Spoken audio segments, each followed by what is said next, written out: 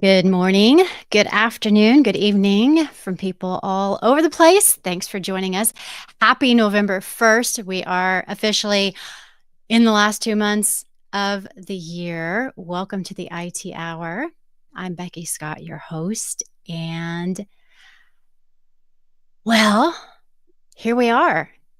Thanks for joining us, everyone. Sorry we're a little bit late. We were just adjusting to some last minute tech stuff. You know how it is. Sometimes we have to make some last minute adjustments, but we're here. We're here. It's Friday. We're glad to be here. As Kelly said in the chat already, I think everyone is kind of recovering from a Halloween candy hangover. For those of you who are in the US and had some Halloween goings on last night. And happy Diwali because it was Diwali last night. We had lots of fireworks going on in our neighborhood, so that was fun. We had candy and lights, so it was a good time. So lots going on. So welcome to our guests, two new folks with the IT Hour today. Pons and Amy, thank you for joining us. Welcome, welcome. How are you doing? I'm good, Becky. Thanks for the opportunity. Like you rightly said, with all the Diwali crackers, it's time to learn from our friends on the call and share what we are doing, beautiful things in our access world. Becky, thanks for the opportunity.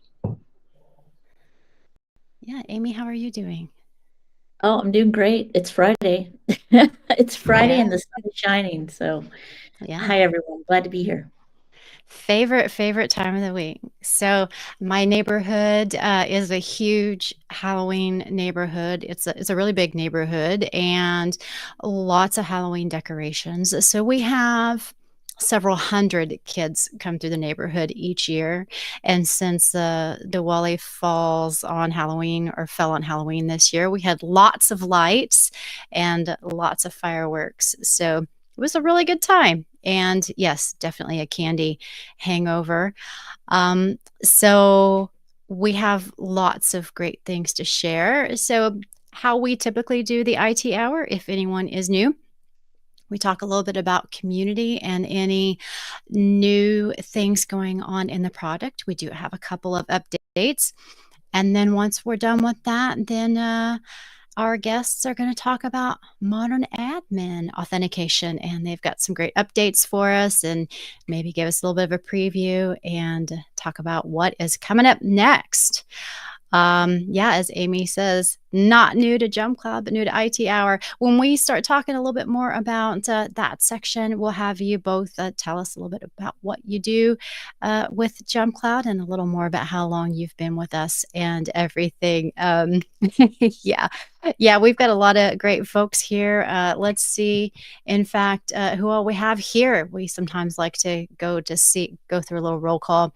We've got Sanisa, Alan, Jacob, Nathan, Kelly, Sonia, June, Julian, Mitch. Welcome to the IT Hour, everyone. Ian, Tad, Josh, Mike, Jamie, the other Kelly, and they're both Kelly G, so we can't just say Kelly G to say hello.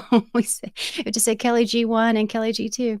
And Gretchen, hey, welcome. Glad to see you on the IT Hour. Keeping an eye on us, Ivan and Charles. So we've got some lots of faces or names that we recognize, and we're glad to have you all here with us.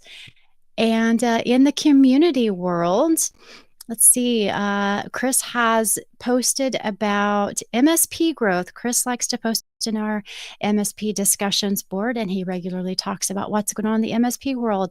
And this time it's about what's next when you've outgrown word of mouth acquisition. So if you are a growing MSP and you want to try and figure out what you do when maybe it's time to do more than just word of mouth, well, he's got a discussion going for you there. And in other news, Tuesday, we had a new episode of the podcast come out, and that was right at the end of Cybersecurity Awareness Month, and it was an episode with a friend of the show, Ken Russell. Dr. Ken and I talked about insights on incident response planning. And that was a fun conversation because we talked about security in a variety of areas in our lives, including things like trying to secure your car, even in the driveway, and people trying to um, steal your car without the key fob, maybe making, makeshift Faraday cages and all kinds of interesting topics. He likes to talk about all kinds of different things, and it was a lot of fun. If you've been on the show, if you've been a fan of the show for a while, then you have seen him on here a couple of times.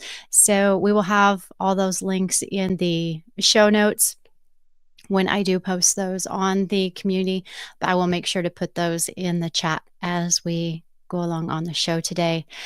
Really having a lot of fun with the Make Work Happen podcast. I think that was episode 6. So we're about a half dozen episodes in. If you haven't checked it out yet, share it with your execs because we're kind of targeting executives and what they think about when they're doing making work happen. And yeah, Kelly says Ken is fab. He's also a published author. He is indeed. He just had a new book not too long ago. And fun fact, I helped edit that one and it was a lot of fun. So we had a good time doing that. In product releases and announcements, you may have noticed we had a couple of things going on around Apple. So we now support Apple's account-driven user enrollment for iOS and iPad OS. So you may have seen a couple of posts on the community from Sergi. So the first one was around the account-driven user enrollment. So we are supporting the Apple-driven user enrollment, ADUE. It empowers organizations to simplify device provisioning, enhance security, and improve user experience for BYOD deployments. And in addition to simplified user enrollment, enhanced security, separation of user and organizational data, that is huge, and improved user experience. And on the BYOD management side, you have corporate configuration, enforcement, application management, data security and network protection, and user privacy. JumpCloud will prioritize user privacy on end user mobile devices. So I think that's a really key thing to emphasize there. So go take a look at that. I will also make sure that we have a link to that post, and there's links to additional information there. And the other one, we have released new policies for Apple Intelligence. I know that has been a big question about will we be able to block Apple Intelligence? And the answer is yes. You can control the following on iPhone, iPad, and Mac devices that are capable of running intelligence. You can restrict the use of writing tools, Genmoji, Image Playground, Mail Summaries, Image Wand for iPad and iOS, personal handwriting, also on iPad and iOS. And then on Mac OS, you can disable Xcode plugins for on-device intelligence and Xcode remote model intelligence tools. So if you have been looking for that, that is available. And we are excited to be able to offer those as soon as that has come out. I will copy those links and drop them in the chat. Yeah, Nathan's saying, so happy to hear about those. Absolutely. We are very happy to be offering those.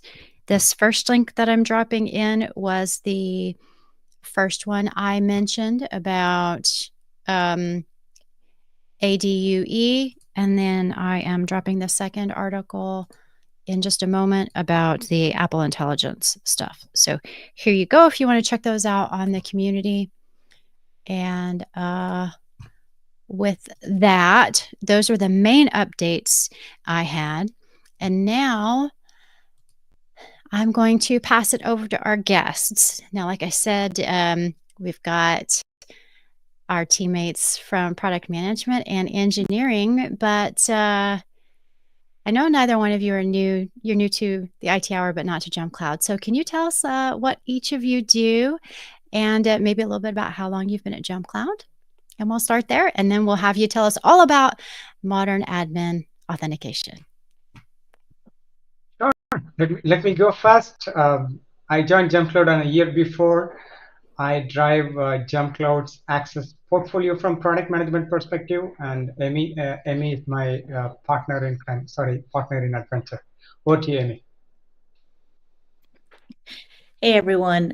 Yeah, I'm Amy Tebbe. I've been with JumpCloud 2.5 years, almost 3 years now, working primarily in the auth and identity space. Although as an engineering manager, also dabbling in platform stuff with my team, such as API keys and such, and work with Pons a lot and his other PMs.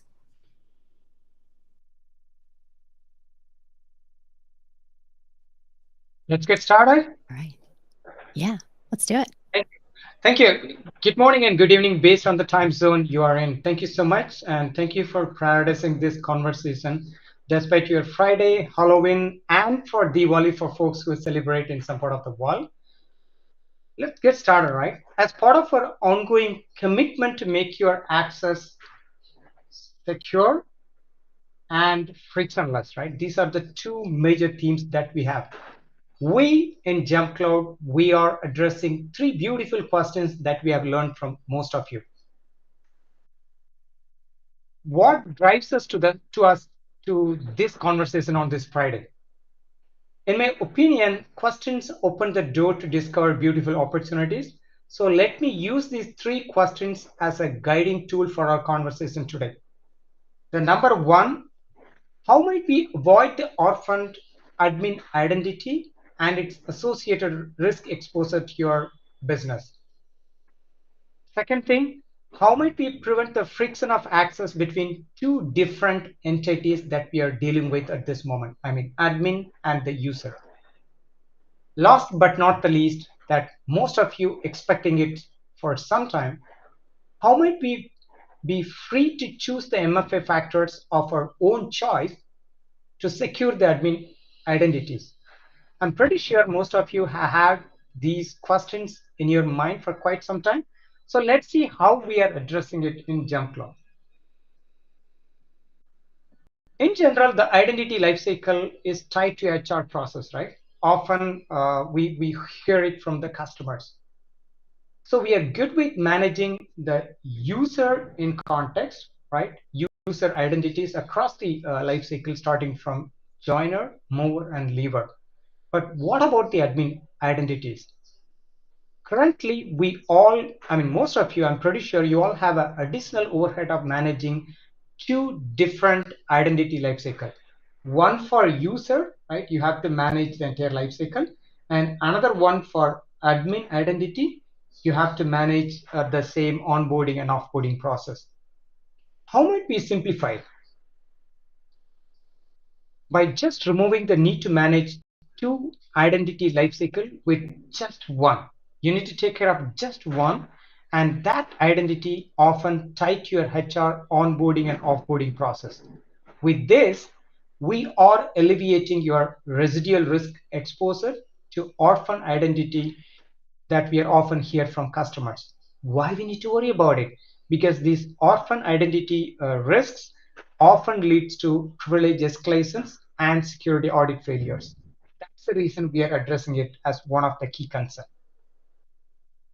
Number two,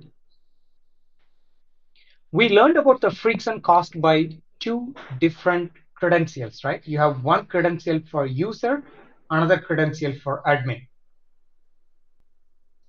And often we hear customers talking about, yeah, I need to remember two. Sometimes I end up like using one over the other, right? That's the friction we are talking about.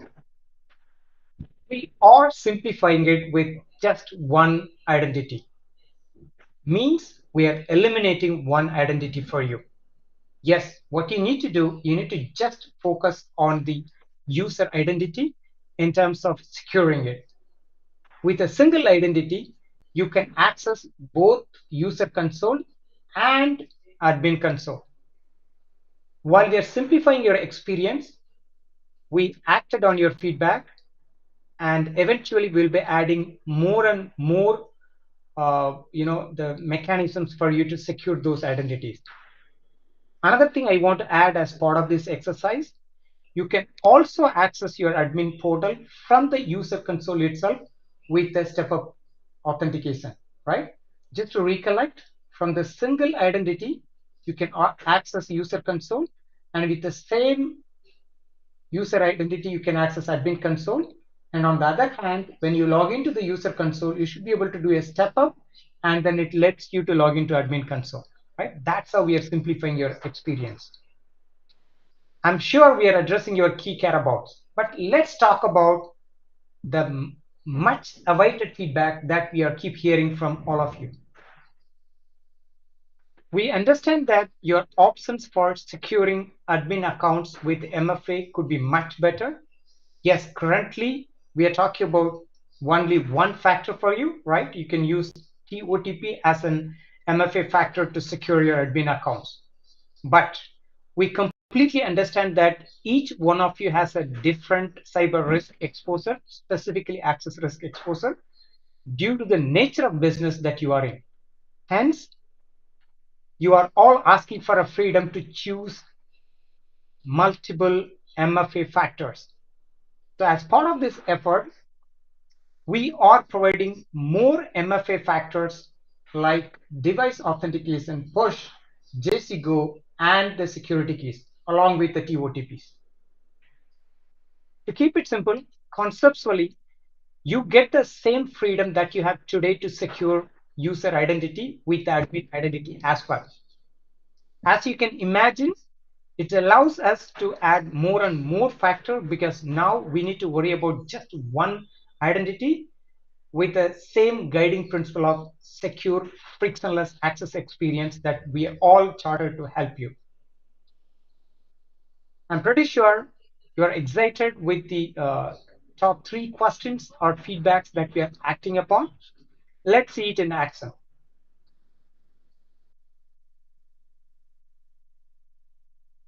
Vicky, can you see the video now, or you want me to unshare again? Sorry about it. No, we can see it. You're good. Okay. Let's talk about the very first scenario, right? How the experience is going to look like for an existing admin account. As you know, when we talk about the admin accounts, you can create or you can provide this experience from the existing user. Assume that there is an existing user, right? And what you can do, you can search for the existing user. In this case, I'm going to search the existing user, test user. We are making it simple for you because the system will automatically, any team did a wonderful job where the system will automatically look up for the matching user, and it automatically fill the details for you. Post that, you can also see that MFA is always required for the admin, right? And what you need to do is just assign the role administrator, right? You could see that you can just assign the role administrator. It's a matter of assigning the role administrator. Once it's done,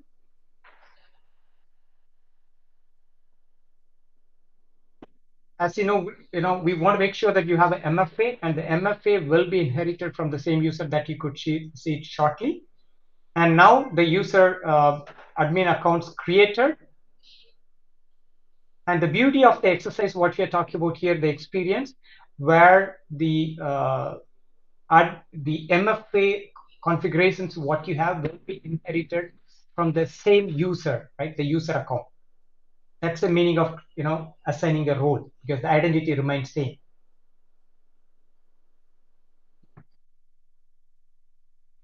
You could see that that's done. You could see the user test user 1 have the admin roles at this moment. You could see that. And you could also see like what kind of MFA enable for this user.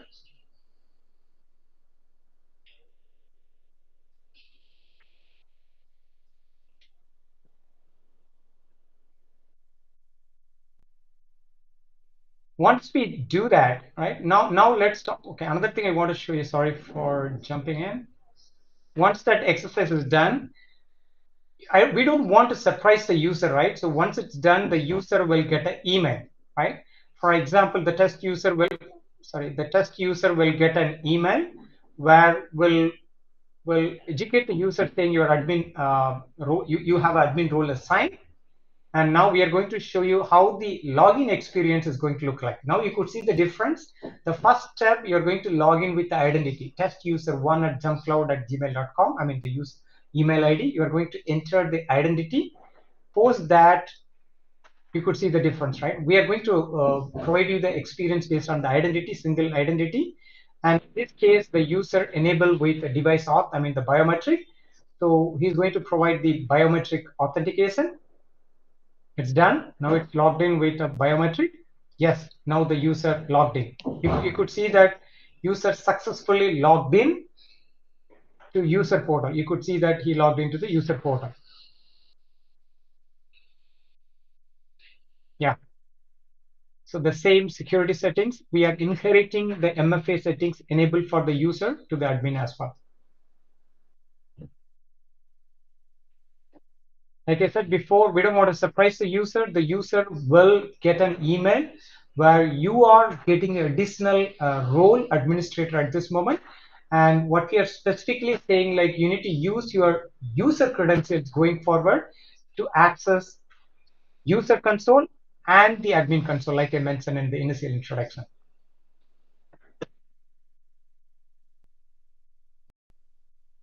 Let's see how the experience is going to look like when he is going to directly log into the admin portal. Let's see it in action now.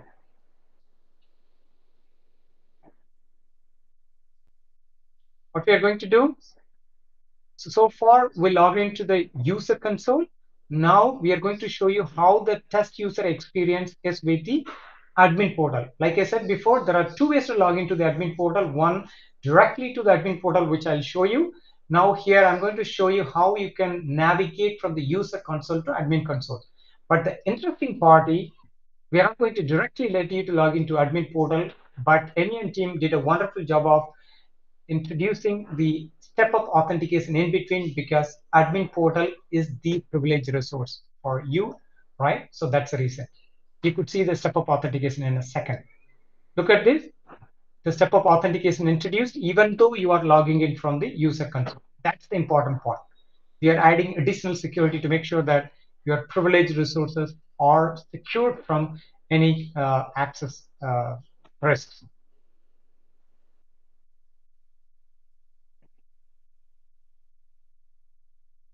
Now it's done. I'm going to do the biometric.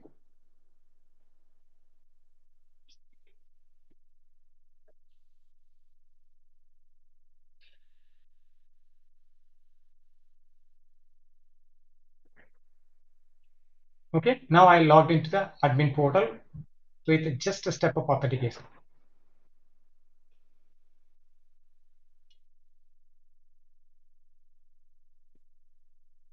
Good. Now we are done. We are in the admin portal, as you could see. Okay.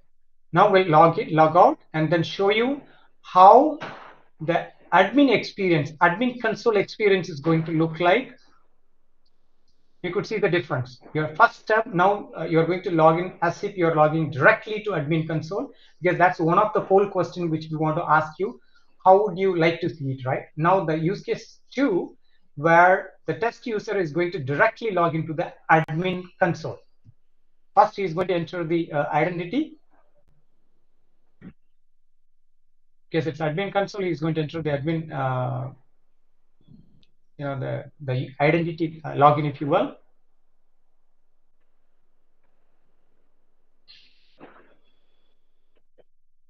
And the password is going to proceed.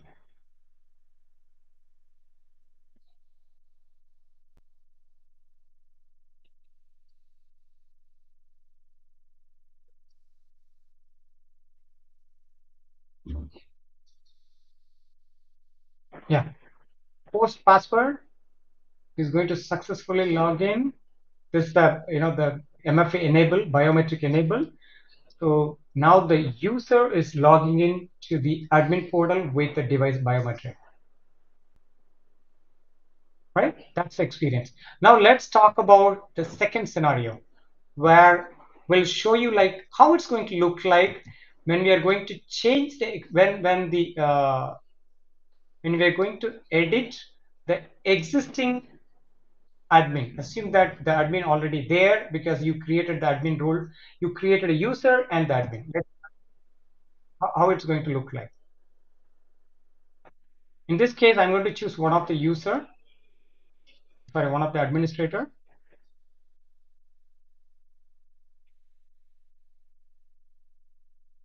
The test user 2, for example. And as you could see that there is he's a manager now, he's not administrator. And we are going to show you how he can combine the identities, if you will, so that he can use the single identity concept that we are talking about. Right? It's very simple.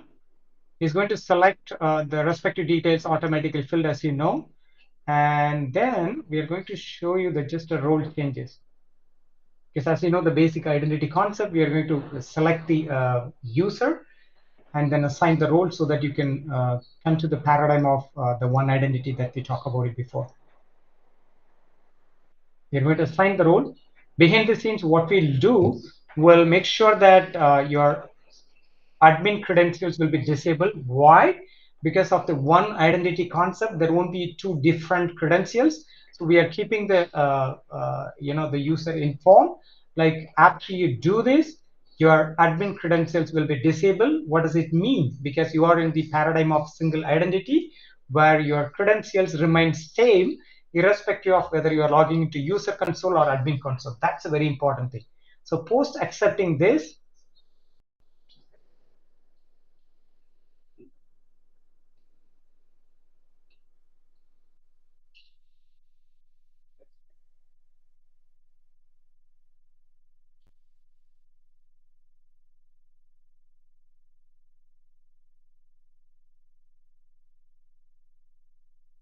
now the admin creator from the existing user and MFA derived from the same MFA derived from the existing users.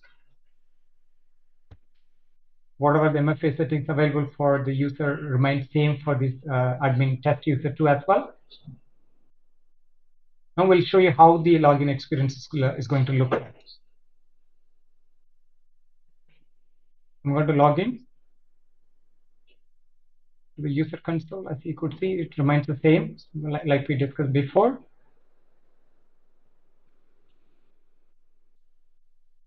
Logged in.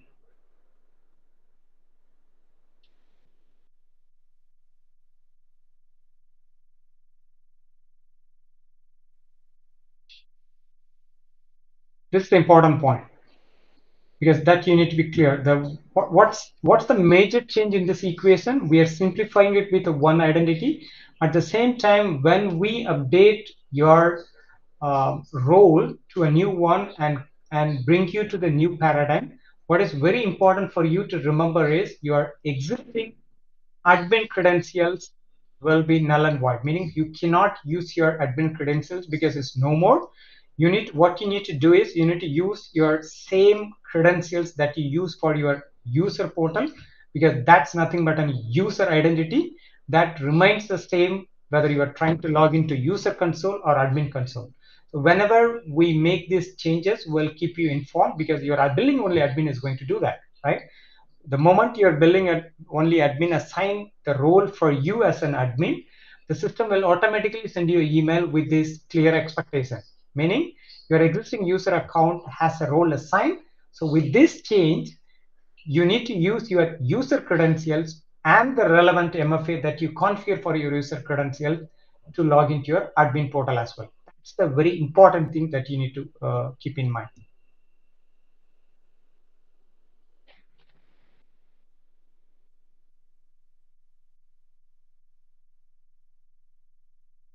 That's a remains same.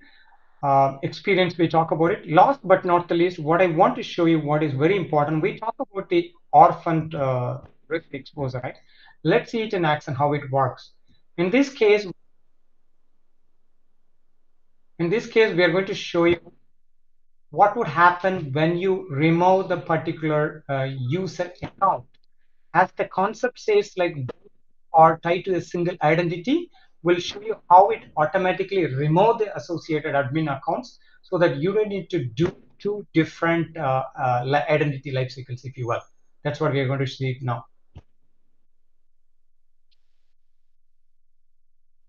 Let's take an example. In this case, test user 1, it's created from admin, created from the user, right? Will show you like how the journey. What we are going to do, we are going to remove the admin access for the user test user 2, meaning we are going to remove you from the role that you played as an admin, right?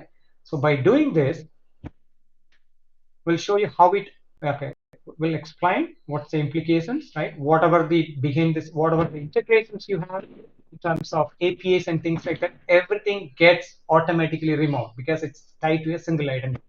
That's the important point.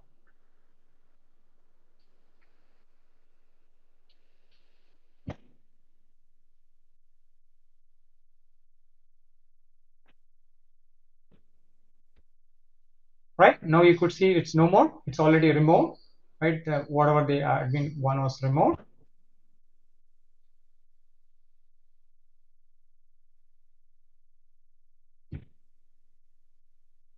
And you will get an email as well. Basically, we want to make sure that the auditability, traceability ensured, and every change that the system is making for your role will keep you informed.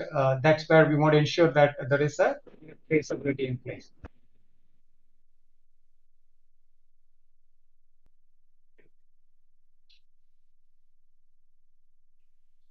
Okay. Just to summarize, this is around the orphan risk exposure that we're talking about. With that said, let's move on to the poll. Becky, do you mind launch the first poll, Becky? Yeah, give me just a second here. Is that that's the single secure role? Yeah, that's right. I can explain that as well. Correct. So okay, it's launching now.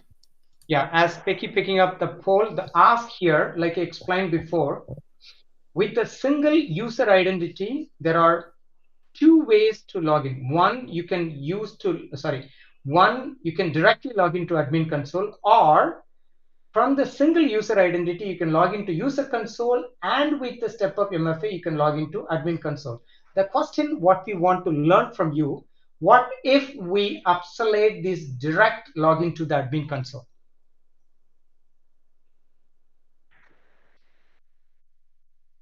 That's the question we want to learn from you.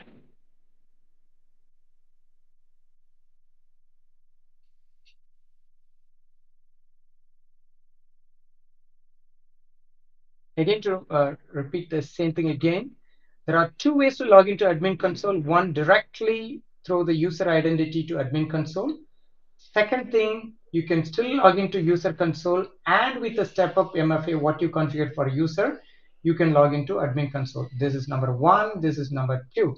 So what we are seeking your help, like, can we obsolete this? Why?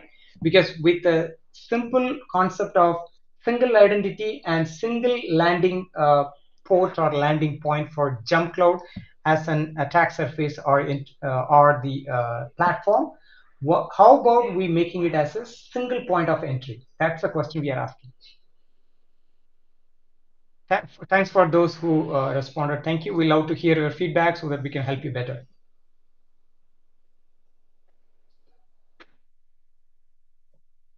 Okay, we've got about 6 votes on the poll, so please keep those coming.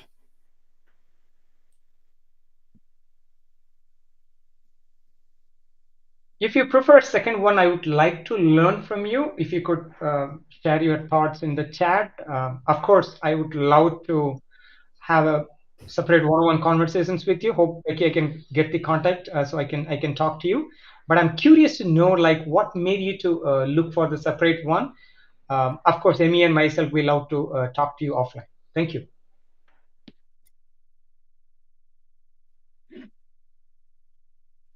And like I said before, we in Jump Cloud, we respect your feedback, and every feedback we are treating it as an opportunity for us to refine our mental model. Yeah. So you move on to the second one, Becky. Next poll. Yes, just launched. This is the second one. Like I said before, every feedback is important. So we love to hear your support and input.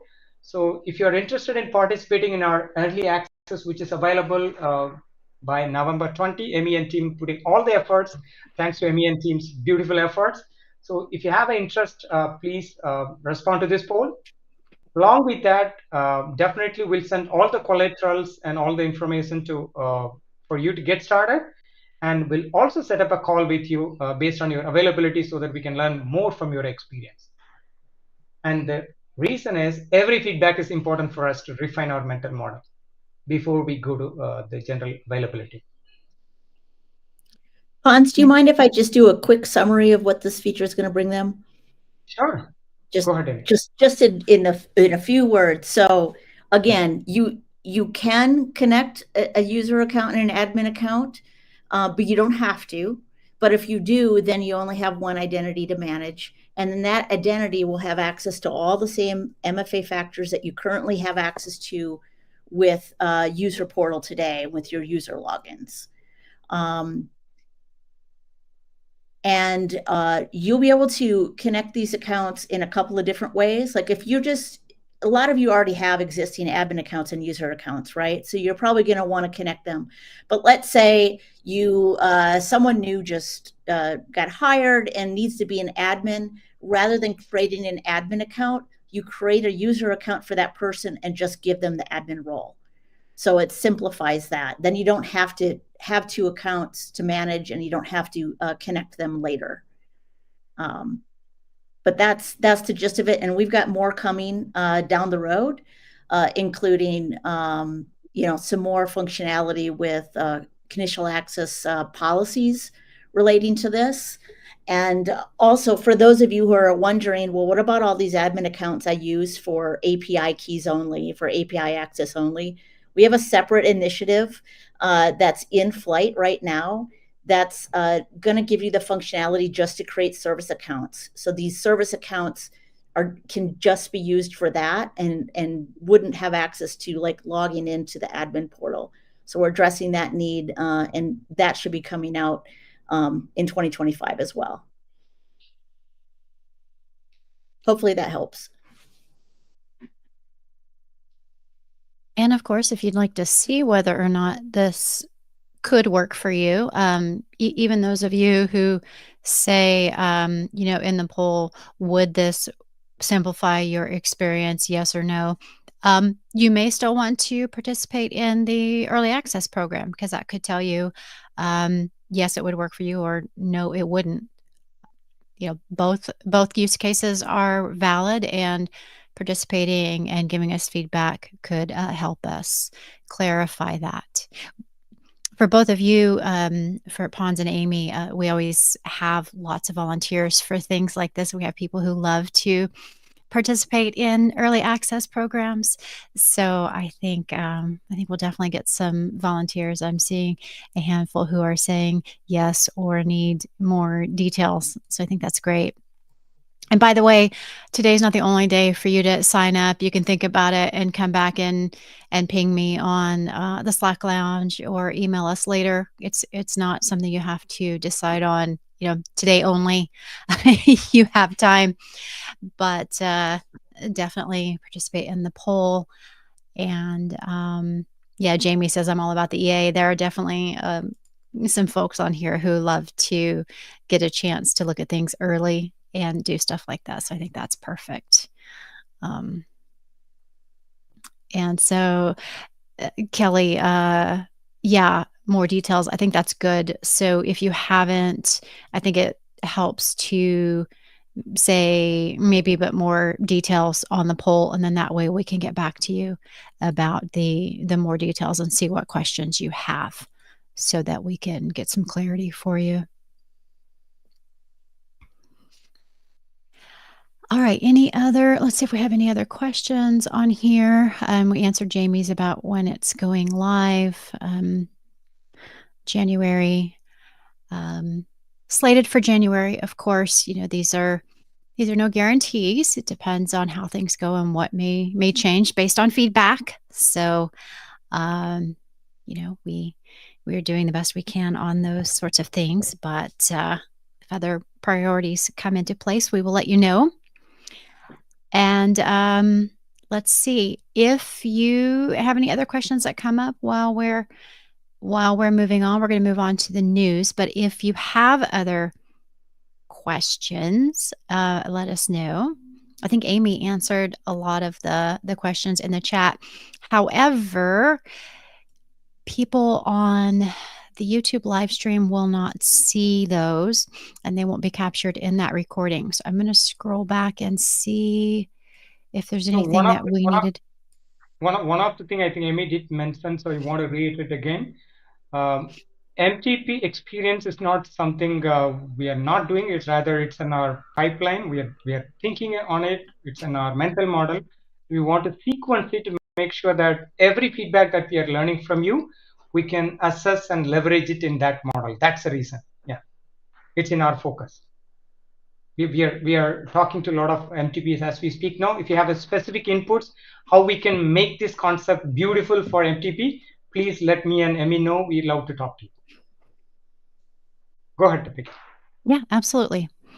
I'm looking back to make sure that we got everything, and I'm going to throw a few up on the screen. I think Robert had said earlier that email could link to the support doc because that would help people get info on what each role can do for any users that are new to privileged roles. Let's see. We talked about when it's going to go live. Current target is January, EA in November. Let's see. Ross said accounts that are admin portal only will still exist. We tend to create one admin account per API token that's used in an app. And then Amy, you answered that and said you can choose to keep admin accounts that are not connected with a user account. Will there be API support for adding, removing admin roles to user identities as well? And that was yes, API support will be available.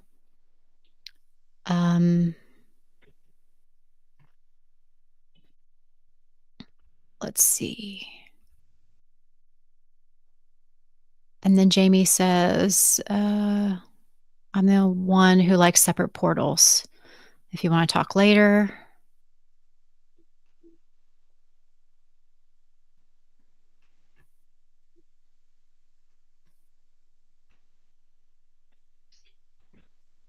All right. I think that was the majority. Did I miss any of them? Again, throwing them up on screen so that they will be captured on YouTube for anyone who comes back and watches the replay. We're going to make sure that they're able to see what we have going on there as well. Robert, welcome to your second IT hour. We are glad to have you. We have these sorts of demos regularly and deep dives and things like this so people can ask questions and get their answers, a lot more in depth than you can on a regular webinar. Webinars definitely have their purpose, and we love to have those. But if you want to have some more back and forth and also, have a little bit more casual conversation and a little bit more fun than you can get on a webinar, which is a little more formal, then this is your place to be. We have a lot more fun than you can have in a webinar. At least I think so. It's our favorite time of the week. And we have about 10 minutes left, but please feel free to jump in the chat if you think of something else. I'm going to jump over to my list of news because we always save some time at the end. Please answer Pon's question about what was most useful for you in the chat here. And while you're doing that, I'm going to jump over to the news because there's some really interesting things going on this week. And we always like to talk a little bit about those. I went and looked at the NIST NVD dashboard since it's the beginning of November, and just looking at year to date, this year, new CVEs received by NVD, they're up to 32,819 CVEs. They have analyzed 13,932. just today, they said they received 257. This week, 735, and this month, 257. Now, I'm not sure if this month means today, as in November, because they don't say, they just say this month. Um, so, if that's what they've gotten this month so far and it's only the first, that's really interesting. But this week, since it's Friday, they've had 735 just this week. So, wow. No, they say today 257 and this month 257. So yes, they've already gotten 257 for November. So it's really interesting to look at the different things on their site and dashboard and just to see what is going on. Keep an eye on those CVEs because it's always worth tracking. For instance, on Bleeping Computer, I saw that hackers have targeted a couple of critical zero-day vulnerabilities in PTZ cameras. CVE 2024-8956 and 8957. If you happen to have your company, or if you're an MSP, if you happen to manage PTZ optics, cameras that they use in healthcare, conferences, government courtroom settings, or even industrial settings, hackers are attempting to exploit some vulnerabilities in those. And you might want to go take a look at that, for example. I was seeing that in an article there. Let's see what else. I saw a really interesting article on Wired. It was kind of a long one. We don't see a lot of long form like this, but I'm going to drop this in the chat because Sophos took some time to plant implants surveillance on its own devices to try to catch some nation state hackers. And they found some interesting info on China's R&D pipeline of intrusion techniques. And this was a longer form article, but it was really interesting what they were doing there. And they really went in depth. I think it was like a 5-year thing that they did to really try and track down what was going on and how they were using some of their own software against them, some of their own monitoring software against them. So really interesting. Go take a look at that. Ross says, I just imagine a PTZ camera just going into party mode where it just rapidly moves and shakes. Well, I guess apparently they were trying to take those over and spy on people with them. Definitely different than a few weeks ago when we were talking about people taking over things like Roombas and using those the ones that have cameras, and trying to spy on people. So always something new to be aware of. And I'm going to file this next one under oops or why we shouldn't RTO. A person accidentally poisoned 46 coworkers with toxin-loaded homemade lunch. So apparently someone brought something to a potluck and poisoned 46 of their coworkers, gave them food poisoning, and made them sick. Now, the funny thing is, this isn't technically an RTO article because it was a food processing plant. So they were already in person. And so, of course, they had to be in person. But I'm just making a joke about all the return to office mandates. But this is a good reason why maybe you may not want to eat at a potluck at times. But the funny thing is, this place had to issue a statement about their food safety practices because it is a seafood packing plant. So they had to say, no, this illness was not due to our food processing techniques. It was actually due to a potluck. And so they had to be very careful about that and say, no. It was not because of our food safety. We do have rigorous health inspections, and everything's fine. Our products are safe. There are no issues related to our supply chain. So even that kind of backfired. There are about a half dozen notices out from CISA over the last few days.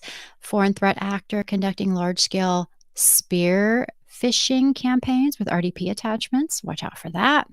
For industrial control systems advisories, Fortinet updates, guidance, and indicators of compromise.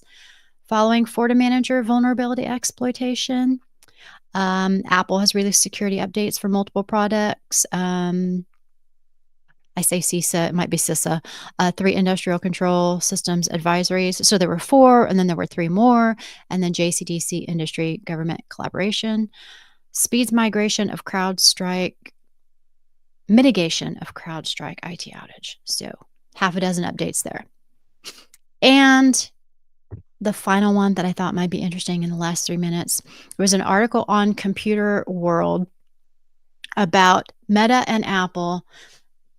I love this headline. Meta and Apple say the quiet part out loud. The Gen AI emperor has no clothes. So there's no shortage of Gen AI skepticism among enterprise CIOs, but the mountains of vendor hype make pushback difficult. Will the naysaying from these tech giants make a difference?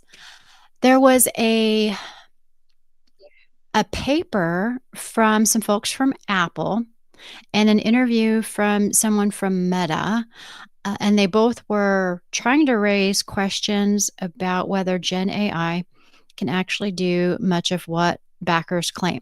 Now, I want to make a distinction between generative AI and LLMs and artificial intelligence, where we're specifically talking about LLMs and AI, where they are processing information and doing things like taking data models and using them to look at data and process it and maybe help you form predictive models, help you use information you have. Like some of the things that we are looking at doing, where you maybe take reports and gather information out of it, gather insights, gather data, and use that to make actionable insights and actually use it to help your business.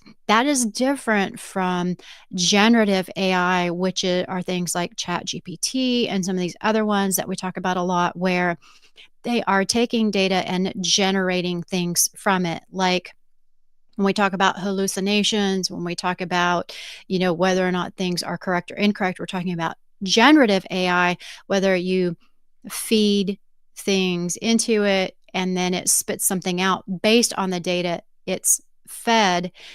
And I know they can be minute differences, but when they're talking about these Gen AI models and talking about like things where they have fed them a lot of court cases, and then maybe it might make up a court case. We've heard of instances of that. They're talking about whether or not these things are going to replace people's jobs, and whether or not they're actually, are they viable in the future? And this article goes into details about this, and I thought it was really fascinating how this debate talks about reasoning and logic. So the article goes on to say, when a large language model, for example, proposes a different and ostensibly better way to do something, is it because its sophisticated algorithm has figured out a better way, or is it just wildly guessing and sometimes it gets lucky?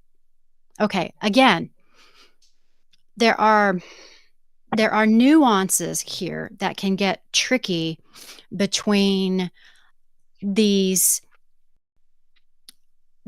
models that are fed things from things like OpenAI, and the ones where you are training it based on your data to help you gain insights that help you make decisions based on your data that you have. Then on the larger scale, this generative stuff where reasoning and logic are different, trying to program something to have reasoning and logic like people have is where it gets much more tricky. And these articles are questioning whether or not that can actually be done. And it gets into a really interesting debate about whether or not that's even gonna work. And so the guesswork and the hallucinations and will humans ever be replaced and all of that, it all goes into really a lot of detail in this article, and it really fascinates me. And Ross is saying, don't you talk about my girlfriend Chat GPT that way. She's real. I know it. I can feel it. She cares. She has feelings about me. That reminds me of, several months ago, or maybe even longer than that, where a reporter had a back and forth with one of the chats, and it got into a really weird situation about whether or not it was hallucinating feelings. Go read it. I will put that in here as well. Let me grab the right one. There are links in there to the actual Apple paper as well, which I have not read the full thing yet. I just had a few minutes to read part of it. I would love to have some more conversations about this because I'm totally fascinated. So I will probably start something in the community about that because I want to see what others have to say. Much longer conversation on that to come. Even the nuances between having very specific outcomes around insights around your reports and things like that, and your data, and then these other parts of generative AI and how over time, it's really just regurgitating what you're feeding into it, which can be good when you're looking for certain things and bad when you're looking for it to do these insights and other. It can be circular. It can turn into circular conversations, which is what I want to talk about more. But we are out of time. And I want to thank everyone for joining us today. Amy Pons, I hope that we have a chance to, when we get closer to the release coming out, once we get past EA and get closer to January and having the feature ready to release, or even once it is GA, I would love to have you all back to talk more about how this has morphed. And thanks for joining us. Everyone, I hope you have a wonderful weekend. I hope your weather's great where you are. And we will see you next week. Take care, everyone. Bye, all.